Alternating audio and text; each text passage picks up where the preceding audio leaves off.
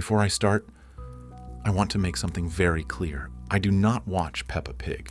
Not in the casual, oh, I've seen an episode or two way, and definitely not in the secret fan who owns merch way.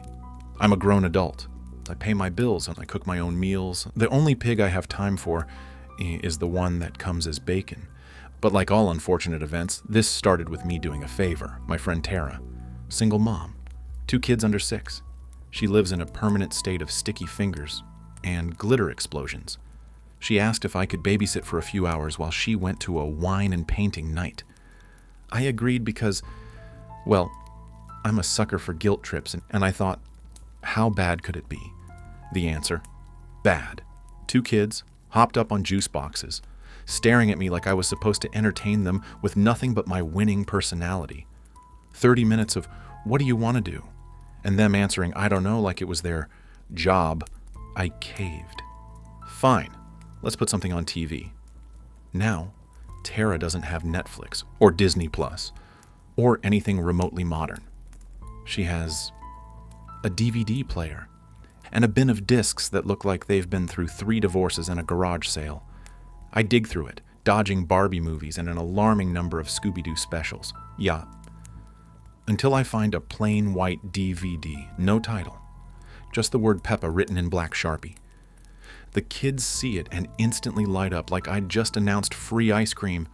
Peppa! They scream in unison, which was unsettling enough. I pop the disc in. Right away, something feels off. The menu isn't cheerful or colorful. It's just a black background with the words Peppa Pig in plain white text. No theme song. No bubbly narrator telling me to join Peppa and her friends. Just silence. The kids don't care. They just yell, play it, until I click the only option. Episode 01. It starts normal enough. Peppa in her house, narrator introducing her. But the audio, it's warped, like it's been run through an old cassette player. Her voice is slower, deeper, like she has a cold or something worse. Then the scene changes. She's outside, but the sky's a murky gray instead of bright blue. The grass is dull, patchy. I've never seen the show, but I'm pretty sure Peppa's world isn't supposed to look like post-apocalyptic Britain. Where's George? One of the kids asks. I realize there's no one else in the scene. Just Peppa, standing still, staring straight ahead. The narrator says, Peppa likes to play outside. But his tone is wrong, flat, like he's reading a ransom note. Peppa doesn't move, doesn't smile. Then, black screen. No fade, no transition, just 10 seconds of nothing. I think the disc froze, but then the image comes back.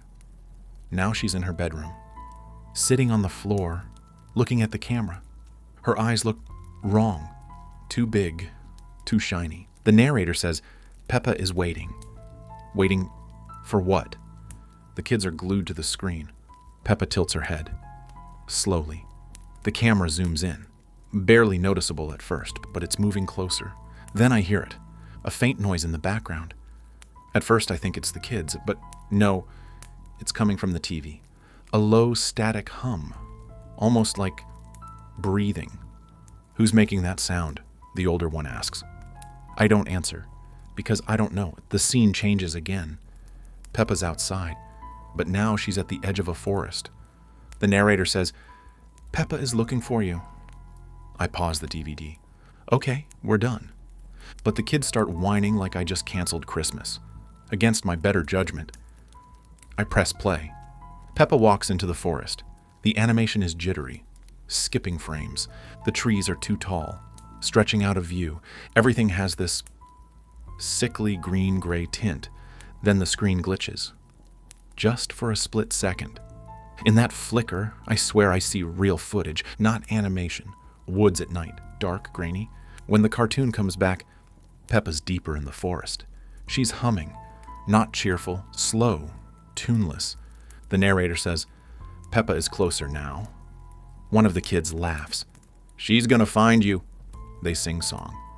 Another glitch, real footage again. This time with Something. A small figure, moving toward the camera.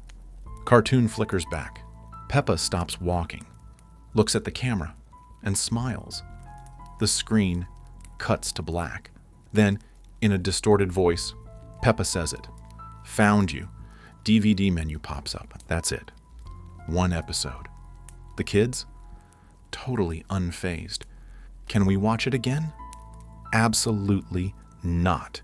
The first thing I did after the kids went to bed was pour myself a glass of wine, and not one of those polite, just a splash pours. I'm talking the kind of pour where the bottle almost feels lighter afterward, because I needed it. I kept telling myself, it's just a dumb bootleg kids DVD, but the more I replayed it in my head, the less it felt like just anything. It wasn't bloody. It wasn't jump scare horror. It was something different. Something that made your skin itch without knowing why. Still, I convinced myself it was nothing. Some edgy teenager probably edited it for laughs. That's what I told myself. Except, I couldn't stop thinking about those real clips. The woods, the figure, and Peppa's voice, saying, "Found you," like she meant it. The next morning, I went digging through Tara's DVD bin again. The kids were at school. Perfect time to find the disc and figure out what the hell it actually was. I get to the bottom, and it's gone. I text Tara. "Hey, where's that Peppa DVD? White disc, Sharpie on it?" She replies instantly. "What Peppa DVD?" I stare at my phone. "The one we watched last night." I type it slowly, like she's somehow forgotten her own belongings. She replies, "We don't own any Peppa DVDs. The kids watch it on YouTube sometimes, but we've never had a disc." I just sit there for a minute. Because that's not possible. I put the disc in the player. I watched it with them. Maybe the kids got it from a friend? But even that doesn't make sense. What kind of friend says, "Here's an unlabeled Peppa Pig DVD with "Do Not Share" scratched into the bottom. Enjoy." I should have dropped it right there. But you already know I didn't. I started Googling. Peppa Pig lost episode. Peppa Pig Forest. Peppa Pig found you. Most of it was the usual creepypasta junk. Urban legends about episode 0 or haunted VHS tapes, but buried deep, like 5 pages into a dead forum deep. See, I find a post from 2013, username _lostframes. If you ever find the Forest episode, don't watch it. It's not just a creepypasta, it's part of something they tried to erase after the BBC incident. No replies, no explanation. The BBC incident? What the hell was that supposed to mean? I dig deeper, find one more post from the same user. It starts with Peppa in her yard. If you see her in the forest, turn it off before she speaks. Yeah, too late for that. That night, I dreamt about it. Peppa, standing at the edge of the forest, not moving, just watching, and behind her, the blurry figure from the footage, except in my dream. He's not blurry anymore. He's a man, pale, smiling. I wake up at 3:17 a.m. to static. Not from the TV, not from my phone, from the hallway. I get up, half expecting one of the kids to be messing with something. But Tara's apartment is silent, except for humming. Slow, tuneless, the exact same hum from the episode. I check the kids, both asleep. Check the living room, empty. And then I see it, on the coffee table. The Peppa DVD. I don't touch it. I just back away. Go to the kitchen. Pour another glass of wine because apparently that's my go-to now. When I come back 10 seconds later, it's gone. 3 nights later, I wake up to find my TV on. Not just on playing the episode, except it's not animated anymore, and it's real footage of my living room. From the corner, like a hidden camera's been recording me sleeping. And in the TV's reflection, I see her. Not cartoon Peppa. Something wearing her face. The humming gets louder. Then it stops. And she says it. "Found you." The screen goes black. I turn around, and there's something scratched into my wall. "Do not share. I wish that was the end."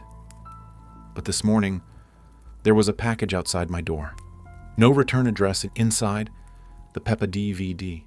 And under it, a brand new disc. No label, no scratches. Just a sticky note. It said, "This one's for you. I think I'm going to need a lot more wine."